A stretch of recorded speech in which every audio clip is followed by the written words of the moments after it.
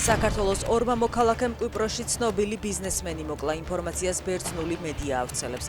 გამოძიების ვერსიით კარმიოტისას საფეხბურთო კლუბის პრეზიდენტს ლიმას ოლშიცას სასროლი იარაღიდან იმ დროს ესროლეს, როდესაც ის სახლში შვილთან ერთად ბრუნდებოდა. მკვლელობის შემდეგ ორივე თავდამსხმელმა კვიპროსი დატოვა, ისინი საბერძნეთში დააკავეს.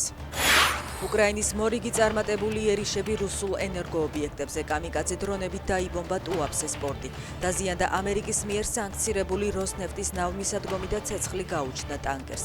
დაიბომბა ცენტრალური ესტაკადაც, რომელიც ნავთობის გადაზიდვის მთავარი კვანძია. ტუაფსეს პორტი რუსული ნავთობისა და ნავთობპროდუქტების ექსპორტის ერთ-ერთი მთავარი ობიექტია. აფეთქებები იყო რუსეთის ქალაქ ლიპეცკში, ასევე ოკუპირებულ ლუგანსკში მდებარე ელექტროსადგურებზეც. რუსების თავდასხმებს დნეპროპეტროვსკის ოლქზე 4 ადამიანი ემსხვერპლა, მათგან 2 ბავშვია, არიან დაშავებულებიც, რადგან რუსულმა ძალებმა საცხოვრებელი სახლები დაბომბეს. ოდესის რეგიონზე დრონის თავდასხმის შედეგად კი 2 ადამიანი დაიღუპა და დაშავდა 1. დიდ ბრიტანეთში კემბრიჯშირში დანი თავდასხმის შედეგად 10 ადამიანი დაშავდა, თავდასხმა მატარებელში მოხდა. პოლიციამ 2 ეჭვმიტანილი შემთხვევის ადგილზე დააკავა, გამოძიებას კონტრტერორისტული სამსახური აწარმოებს.